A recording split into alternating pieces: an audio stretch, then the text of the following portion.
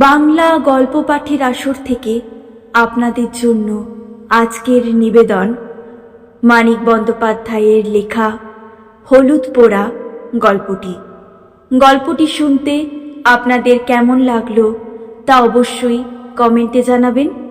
ভালো লাগলে বন্ধুদের সাথে শেয়ার আর লাইক করে দেবেন, আর চ্যানেলটিকে সাবস্ক্রাইব করে রাখবেন।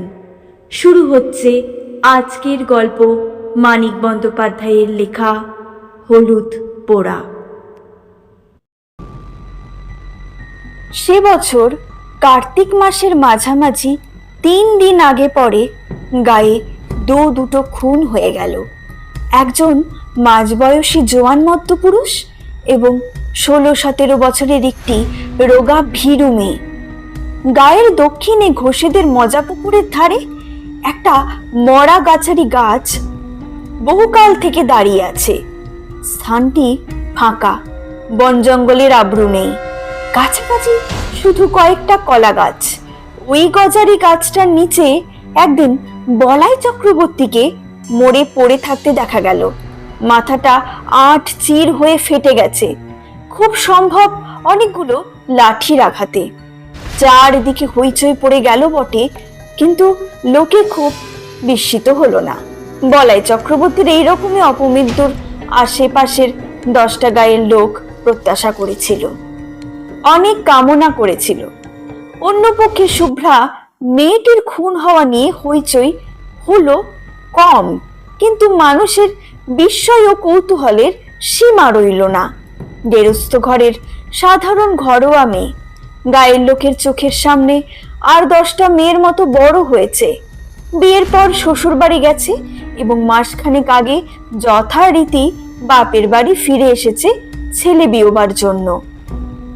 পাশের বাড়ির মেয়েরা পর্যন্ত কোনোদিন কল্পনা করার ছুতো পায়নি যে মেয়েটা জীবনে খাপ ছাড়া কিছু লুকোনো ছিল। এমন ভয়াবহ পরিণামের নাটকীয় উপাদান সঞ্চিত হয়েছিল।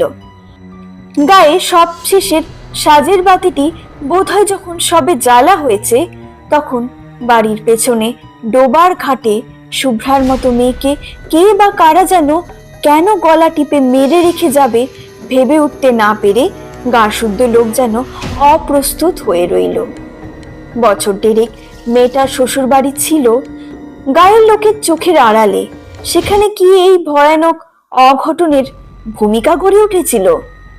দুটো খুনের মধ্যে কি কোনো যোগাযোগ আছে? 20-30 বছরের মধ্যে গায়ের কেউ তেমন ভাবে জখম পর্যন্ত হয়নি। যখন হলো পরপর একেবারে খুন হয়ে গেল দুটো, আর একজন পুরুষ, অপরটি যুবতী নারী। দুটো খুনের মধ্যে একটা সম্পর্ক আবিষ্কার করার জন্য প্রাণ সকলের ছটফট করে, কিন্তু বলাই চক্রবর্তী শুভ্রাকে কবে শুধু চোখের দেখা দেখেছিল তাও গায়ের কেউ মনে করতে পারে না। একটুখানি বাস্তব সত্যের খাদের অভাবে নানাজনের কল্পনা ও অনুমান গুজব হয়ে উঠতে উঠতে মুষড়ে যায়। বলাই চক্রবর্তীর সম্পত্তি পেল তার ভাইপো নবীন। 40 টাকার চাকরি ছেড়ে শহর থেকে সপরিবারে গায়ে এসে ক্রমাগত কোচার খুঁটে চশমার কাজ মুছতে মুছতে সে পাড়ার লোককে বলতে লাগলো, 50 টাকা রিওয়ার্ড ঘোষণা করেছি। কাকাকে যারা অমন মার মেরেছে তাদের যদি ফাঁসি খাটে ঝুলোতে না পারি। চশমার কাচের বদলে মাঝে মাঝে কেচার খুঁটে সে নিজের চোখও মুছতে লাগলো। ঠিক 21 দিন গায়ে বাস করার পর নবীনের স্ত্রী দামিনী সন্ধ্যাবেলা লণ্ঠন হাতে রান্নাঘর থেকে উঠোন পার হয়ে শোবার ঘরে যাচ্ছে। কোথা থেকে অতি মৃদু একটু দমকা বাতাস বাড়ির পূব কোণের তেঁতুল গাছের পাতাকে নাড়া দিয়ে তার গায়ে এসে লাগলো। দামিনীর হাতের লণ্ঠন ছিটকে গিয়ে পড়ল দক্ষিণের ঘরের দাওয়ায়। উঠানে আছড়ে পড়ে হাত পা ছুটতে ছুটতে দামিনীর দাঁতে দাঁত লেগে গেল। দালানের আনাচে কানাচে ঝোড়ো হাওয়া যেমন গুমড়ে গুমড়ে কাঁদে, দামিনী আওয়াজ করতে লাগলো সেই রকম।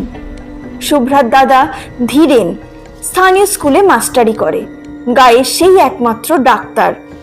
পাশ না করা, ফিজিক্সে অনার্স নিয়ে বিএসসি পাস করে 7 বছর গায়ে স্কুলে জিওগ্রাফি পড়াচ্ছে। প্রথম দিকে প্রবল উৎসাহের সঙ্গে 47খানা বই নিয়ে লাইব্রেরি, 7 জন ছেলেকে নিয়ে তরুণ সমিতি, বই পড়ে সাধারণ রোগে বিনামূল্যে ডাক্তারি এসব আরম্ভ করেছিল। গিয়েও একটি মেয়েকে বিয়ে করে 2 বছরে 4টি ছেলে মেয়ের জন্ম হওয়ায় এখন অনেকটা ঝিমিয়ে গেছে। লাইব্রেরির বইয়ের সংখ্যা 300-তে উঠে থেমে গেছে। তার নিজের সম্পত্তি হিসেবে বইয়ের আলমারি তার বাড়িতেই তালাবদ্ধ হয়ে থাকে। চাঁদা কেউ দেয় না, তবে 2-4 জন পড়া বই আর একবার পড়ার জন্য মাঝে মাঝে চেয়ে নিয়ে যায়। বছরে 2-3 বার তরুণ সমিতির মিটিং হয়। 4 আনা 8 আনা ফি নিয়ে এখন সে ডাক্তারি করে, ঔষধও বিক্রি করে।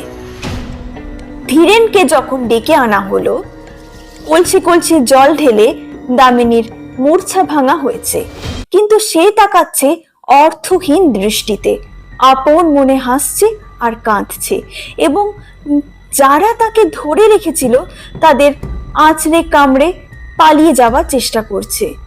ধীরেন গম্ভীর চিন্তিত মুখে বলল, শাহপুকুরের কৈলাস ডাক্তারকে একবার ডাকা দরকার।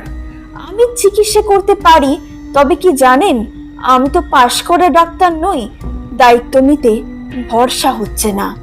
বুড়ো পঙ্কজ ঘোষাল বলাই চক্রবর্তীর অনুগ্রহে বহুকাল সপরিবারে পরিপুষ্ট হয়েছিলেন। তিনি বললেন, ডাক্তার কি হবে?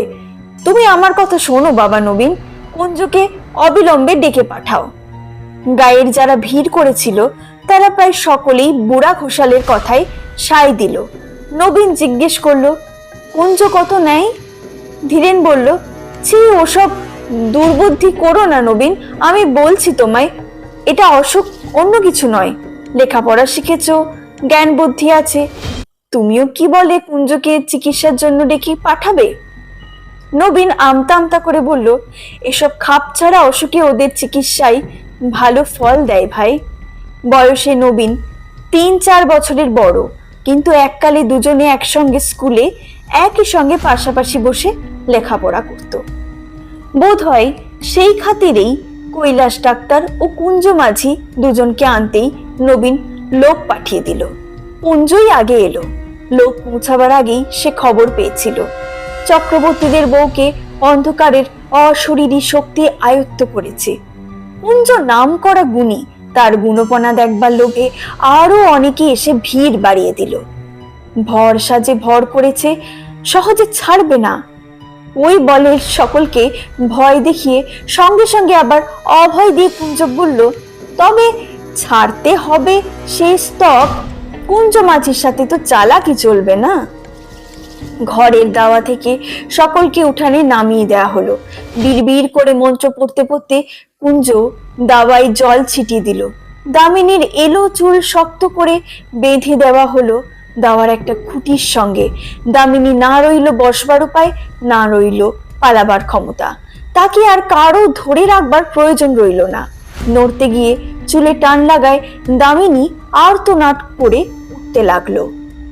কুঞ্জ টিটকিরি দিয়ে দিয়ে বলতে লাগলো, রও বাছাধন রও, এখনই হয়েছে কি, মজাটি টের পাওয়াচ্ছি তোমায়। ধীরেন প্রথমে একটু চুপ করেছিল, বাধা দিয়ে লাভ নেই, গায়ের লোক কথা শোনে না, বিরক্ত হয়। এবার সে আর ধৈর্য রাখতে পারল না। তুমি কি পাগল হয়ে গেছো নবীন? তুমি চুপ করো ভাই। উঠানে 30-35 জন পুরুষ ও নারী এবং গোটা 5 লণ্ঠন জড়ো হয়েছে। মেয়েদের সংখ্যা খুব কম, যারা এসেছে বয়সও তাদের বেশি। কম বয়সী মেয়েরা আসতে সাহস পায়নি, অনুমতিও পায়নি। যদি ছোঁয়াচে লাগে, নজর লাগে, অপবাদ হয়। মন্ত্রমুগ্ধের মতো এতগুলো মেয়ে পুরুষ দাওয়ার দিকে তাকিয়ে ঘেঁষাঘষি করে দাঁড়িয়ে থাকে। এই দুর্লভ রোমাঞ্চ থেকে তাদের বঞ্চিত করার ক্ষমতা নবীনের নেই। দাওয়াটি যেন স্টেজ, সেখানে যেন মানুষের জ্ঞান বুদ্ধির অতীত রহস্যকে সহজবোধ্য নাটকের রূপ দিয়ে অভিনয় করা হচ্ছে। ঘরের দুয়ারে কুঞ্জ যেন আমদানি করেছে জীবনের শেষ সীমানার ওপারের ম্যাজিক। এমন ঘরোয়া, এমন বাস্তব হয়ে উঠেছে দামিনীর মধ্যে অদেহী ভয়ঙ্করের এই ঘনিষ্ঠ আবির্ভাব। ভয় সকলে ভুলে গেছে, শুধু আছে তীব্র উত্তেজনা এবং কৌতূহল ভরা পরম উপভোগ্য শিহরণ। এক পা সামনে এগিয়ে, পাশে সরে, পিছু হটে, সামনে পেছনে দুলে দুলে কুঞ্জ দুর্বোধ্য মন্ত্র আওড়াতে থাকে। মালসাতে আগুন করে তাতে একটি দুটি শুকনো পাতা আর শিকড় পুড়তে দেয়। চামড়া পোড়ার মতো একটা উৎকট গন্ধে চারদিক ভরে যায়। দামিনীর আর্তনাদ ও ছটফটানি ধীরে ধীরে কমে আসছিল। এক সময়ে খুঁটিতে পিঠ থেকে কাঠ হয়ে দাঁড়িয়ে সে বোঝা বোঝা চোখে কুঞ্জের দিকে তাকিয়ে নিষ্পন্দ হয়ে রইল। তখন একটা কাঁচা হলুদ পুড়িয়ে কুঞ্জ তার নাকের কাছে ধরল। দামিনীর ঢুলু ঢুলু চোখ ধীরে ধীরে বিস্ফারিত হয়ে উঠল, সর্বাঙ্গে ঘন ঘন শিহরণ বয়ে যেতে লাগলো। কে তুই বল, তুই কে? আমি শুভ্রা, আমায় মেরো না। চাটুজ্জে বাড়ির শুভ্রা যে খুন হয়েছে? হ্যাঁ গো হ্যাঁ, আমায় মেরো না। নবীন দাওয়ার এক পাশে দাঁড়িয়েছিল, তার দিকে মুখ ফিরিয়ে কুঞ্জ বলল, ব্যাপার বুঝলেন কর্তা? উঠান থেকে চাপা গলায় বুড়া ঘোষালের নির্দেশ এলো। কে খুন করেছিল সুধা ও কুঞ্জ? ওহে কুঞ্জ, শুনছো? কে শুভ্রাকে খুন করেছিল শুধিয়ে নাও চট করে। কুঞ্জকে কিছু জিজ্ঞেস করতে হলো না, দামিনী নিজে থেকেই ফিসফিস করে জানিয়ে দিল, বলাই খুন করেছে। নানাভাবে ঘুরিয়ে ফিরিয়ে অনেকবার তাকে প্রশ্ন করা হলো, কিন্তু দামিনীর মুখ দিয়ে এই ছাড়া আর কোনো জবাব বার হলো না যে সে শুভ্রা এবং বলাই তাকে খুন করেছে। তারপর এক সময় তার মুখ বন্ধ হয়ে গেল, নাকে হলুদ পোড়া ধরেও আর তাকে কথা বলানো গেল না। কুঞ্জ অন্য একটি প্রতিক্রিয়ার আয়োজন করেছিল, কিন্তু কৈলাস ডাক্তার এসে পড়াই আরো সুযোগ মিলল না। কৈলাসের চেহারাটি জমকালো, প্রকাণ্ড শরীর, এক মাথা কাঁচা পাকা চুল, মোটা ভুরু আর মুখময় খোঁচা খোঁচা দাড়ি গোঁফ। এসে দাঁড়িয়েই ষাঁড়ের মতো গর্জন করতে করতে সে সকলকে গালাগালি দিতে আরম্ভ করলো। কুঞ্জের আগুনের মালসা তার দিকে লাথি মেরে ছুড়ে দিয়ে বলল, খাড়া হারামজাদা, তোকে ফাঁসি কাটে ঝুলোচ্ছি। ঔষধ দিয়ে বৌমাকে আজ মেরে ফেলে থানায় তোর নামে রিপোর্ট দেব, তুই খুন করেছিস। কৈলাস খুঁটিতে বাঁধা চুল খুলে দামিনীকে ঘরে নিয়ে গিয়ে বলাইয়ের দাদামশাইয়ের আমলের প্রকাণ্ড খাটের বিছানায় শুইয়ে দিল। প্যাট করে তার বাহুতে উঁচ ফুটিয়ে ঢুকিয়ে দিল ঘুমের ওষুধ। দামিনী কাতর ভাবে বলল, আমায় মেরো না, আমি শুভ্রা, চাটুজ্জে বাড়ির শুভ্রা। কয়েক মিনিটের মধ্যে সে ঘুমিয়ে পড়ল।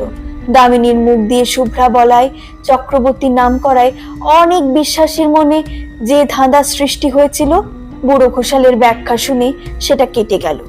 শুভ্রা 3 দিন আগে বলায় চক্রবর্তী মরে গিয়েছিল সন্দেহ নেই, কিন্তু শুধু জ্যান্ত মানুষকে মানুষের গলা টিপে মারে, আর কিছু মারে না।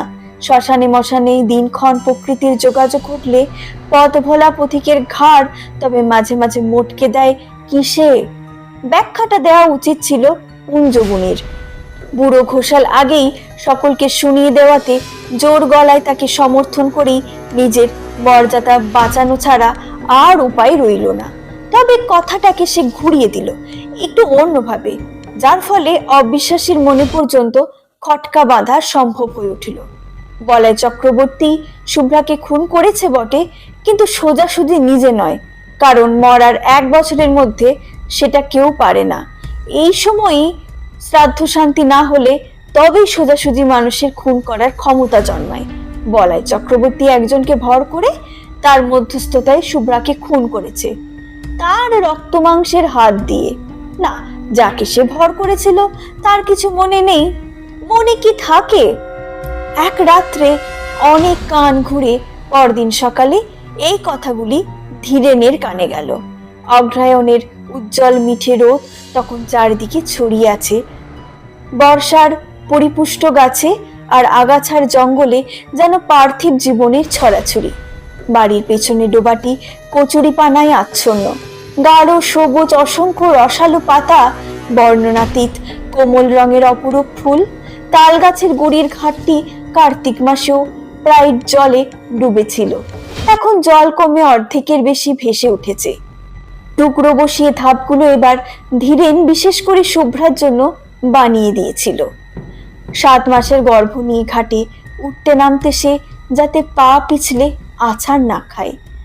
পাড়ার মানুষ বাড়ি বয়ে গায়ের গুজব শুনিয়ে গেল।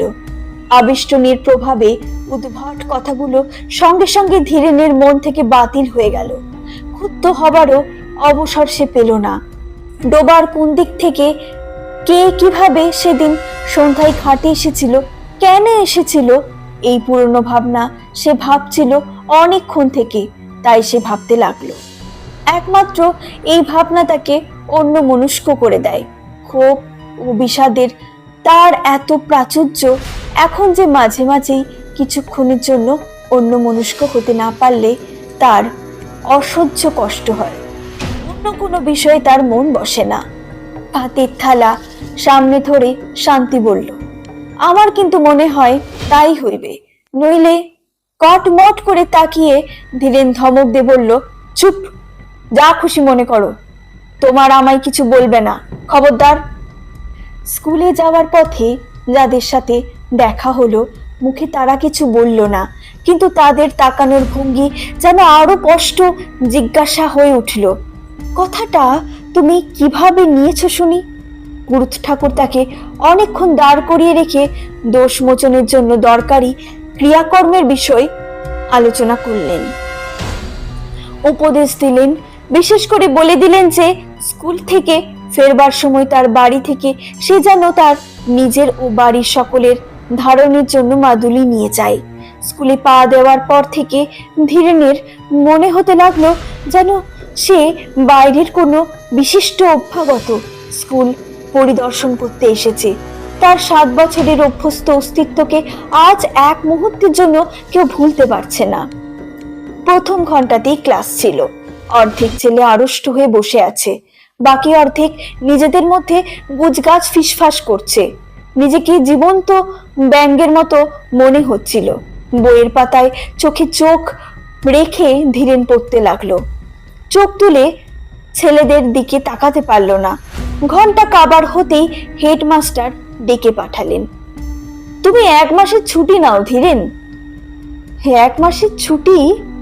মথুরবাবু এইমাত্র বলে গেলেন আজ থেকেই ছুটি পাবে। আজ আর তোমার পড়িয়ে কাজ নেই। মথুরবাবু স্কুলের সেক্রেটারি। মাইলখানেক পথ হাঁটলেই তার বাড়ি পাওয়া যায়। চলতে চলতে মাঝপথে ধীরেনের মাথাটা কেমন ঘুরে উঠল। কদিন থেকে হঠাৎ চেতনার ঝাঁকি লেগে মাথাটা তার এই রকম ঘুরে উঠছে। চিন্তা ও অনুভূতির আকস্মিক পরিবর্তনের সঙ্গে এই ঝাঁকি লেগে থাকে, অথবা এমন ঝাঁকি লেগে তার চিন্তা অনুভূতি বদলে যায়। গাছতলায় কিছুক্ষণ বিশ্রাম করে সে বাড়ির দিকে পা বাড়ালো। মথুরবাবু এখন হয়তো খেয়ে দিয়ে বিশ্রাম করছেন। এখন তাকে বিরক্ত করা উচিত হবে না। স্কুল থেকে তাড়িয়ে দেওয়া হয়নি, 1 মাসের ছুটি দেওয়া হয়েছে। 1 মাসের মধ্যে মথুরবাবুর সঙ্গে দেখা করার অনেক সময় সে পাবে। আজ গিয়ে হাতে পায়ে না ধরাই ভালো। মথুরবাবুর যদি দয়া হয়, যদি তিনি বুঝতে পারেন যে তার বোন খুন হয়েছে বলে দামিনী ঘোষণার ফলে তার বোনের কাল্পনিক কেলেঙ্কারি নিয়ে চারিদিক হইচই হচ্ছে বলে তাকে দোষী করা উচিত নয়, তাহলে মুশকিল হতে পারে। ছুটি বাতিল করে কাল থেকে কাজে যাবার অনুমতি হয়তো তিনি দিয়ে বসবেন। এতক্ষণ খেয়াল হয়নি, এখন সে বুঝতে পেরেছে নিয়মিতভাবে প্রতিদিন স্কুলে ছেলেদের পড়ানোর ক্ষমতা তার নেই। মথুরবাবুর সামনে গিয়ে দাঁড়াতে লজ্জা হচ্ছে। চেনা মানুষের সঙ্গে দেখা হয়ে যাবার ভয়ে সে মাঠের পথ ধরে বাড়ি ফিরছে। বাড়ি গিয়ে ঘরের মধ্যে লুকাতে হবে। দুর্বল শরীরটা বিছানায় লুটিয়ে দিয়ে ভারী মাথাটা বালিশে রাখতে হবে। সারা দুপুর ঘরের মধ্যে শুয়ে বসে ছটফট করে কাটিয়ে শেষবেলায় ধীরেন উঠানে বেরিয়ে এলো। মাজা বাসন হাতে নিয়ে শান্তি ঘাট থেকে উঠে আসছিল। ডোবার ধারে প্রকাণ্ড বাঁশ গাছটায় ছায়া মানুষের মতো কি যেন একটা নড়াচড়া করছে। ধীরেন আর্তনাদ করে উঠল, কে ওখানে, কে? শান্তির হাতের বাসন ঝনঝন শব্দে পড়ে গেল। উঠি পড়ি করে কাছে ছুটে এসে ভয়ার্ত কণ্ঠে সে জিজ্ঞাসা করলো, কোথায়, কি, কোনখানে?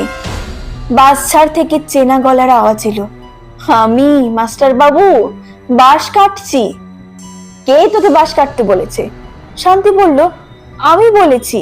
খেন্তি পিসি বলল, নতুন একটা বাঁশ কেটে আগা মাথা একটু পুড়িয়ে ঘাটের পথে তাড়াতাড়ি ফেলে রাখতে, ভোরে উঠে সরিয়ে দেব, সন্ধ্যের আগে পেতে রাখবো। তুমি যেন আবার ভুল করে বাঁশটা ডিঙিয়ে যেও না। সন্ধ্যের আগেই শান্তি আজকাল রাঁধা বাড়া আর ঘরকন্যার সব কাজ শেষ করে রাখে। অন্ধকার ঘনিয়ে আসার পর ধীরেনকে সঙ্গে না নিয়ে বড় ঘরের চৌকাঠ পার হয় না। ছেলে মেয়েদেরও ঘরের মধ্যে আটকে রাখে। সন্ধ্যা থেকে ঘরে বন্দী হয়ে ধীরেন আকাশ পাতাল ভাবে আর মাঝে মাঝে সচেতন হয়ে ছেলে মেয়েদের আলাপ শোনে। ছোট পিসি ভূত হয়েছে, ভূত নয় পেতনি, বেটা ছেলে ভূত হয়। ঘরের মধ্যে কারণে অকারণে শান্তি ভয় পেয়ে আঁতকে ওঠে। কাল প্রথম রাত্রে একটা পেঁচার ডাক শুনে ধীরেনকে আঁকড়ে ধরে গোঙাতে গোঙাতে বমি করে ফেলেছিল। বড় ঘরের দাওয়ায় পূব প্রান্তে বসে তামাক টানতে টানতে দিনের আলো ম্লান হয়ে এলো। এখানে বসে ডোবার ঘাট আর দুধারের বাঁশঝাড় ও জঙ্গল দেখা যায়। জঙ্গলের পর সেনেদের কলা বাগান। সেনেদের কাছারিতে পাশ দিয়ে দূরে বসেদের মজা পুকুরের তীরে মজা গজারি গাছটার ডগা চোখে পড়ে। অন্ধকার হবার আগেই কুয়াশায় প্রথমে গাছটা, তারপর সেনেদের বাড়ি আবছা হয়ে ঢাকা পড়ে গেল। তুমি কি আর ঘাটের দিকে যাবে? শান্তি জিজ্ঞাসা করলো। না, তবে বাঁশ পেতে দাও। বাঁশটা পাততে হবে না। শান্তি কয়েক মুহূর্ত চুপ করে দাঁড়িয়ে রইল। তোমার চোখ লাল হয়েছে, টকটকে লাল। হোক। শোবার ঘর আর রান্নাঘরের ভিটের সঙ্গে দুই প্রান্ত ঠেকিয়ে শান্তি নিজেই বাঁশটা পেতে দিল। কাঁচা বাঁশের দুই প্রান্তের খানিকটা পুড়িয়ে দেওয়া হয়েছে। অশরীরী কোনো কিছু এ বাঁশ ডিঙোতে পারবে না। ঘাট থেকে শুভ্রা যদি বাড়ির উঠোনে আসতে চায়, এই বাঁশ পর্যন্ত এসে ঠেকে যাবে। আলো জ্বালার আগেই ছেলে মেয়েদের খাওয়া শেষ হলো। সন্ধ্যাদীপ না জেলে শান্তির নিজের খাওয়ায় উপায় নাই। ভালো করে সন্ধ্যা হওয়ার আগে সে তাড়াতাড়ি দীপ জেলে ঘরে ঘরে দেখিয়ে সাক্ষী ফু দিল। 10 মিনিটের মধ্যে নিজে খেয়ে ধীরেনের ভাত বেড়ে ঢাকা দিয়ে রেখে রান্নাঘরে তালা দিয়ে কাপড় ছেড়ে ঘরে গিয়ে ঢুকলো। বিকেলে আজকাল সে মাছ রান্না করে না। এটো কাটা নাকি অশরীরী আত্মাকে আকর্ষণ করে। খাওয়ার হাঙ্গামা খুব সংক্ষেপে, সহজে এবং অল্প সময়ে সম্পূর্ণ হয়ে যায়। ঘরে আসবে না?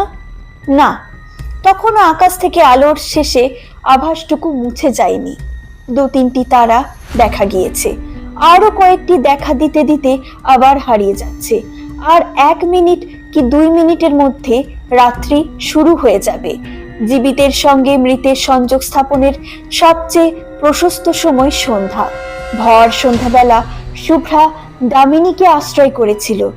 আজ সন্ধ্যা পার হলে রাত্রি আরম্ভ হয়ে গেলে চেষ্টা করেও শুভ্রা হয়তো তার সঙ্গে কথা বলতে পারবে না। আর দেরি না করে এখনই শুভ্রাকে সুযোগ দেওয়া উচিত। চোরের মতো ভিটে থেকে নেমে বাঁশ ডিঙিয়ে ধীরেন পা টিপে টিপে ডোবার মাঠের দিকে এগিয়ে গেল।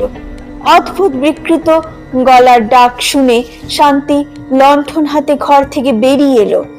পাশের ওপারে দাঁড়িয়ে হিংস্র জন্তুর চাপা গর্জনের মতো গভীর আওয়াজে ধীরেন তার নিজের নাম ধরে ডাকাডাকি করছে।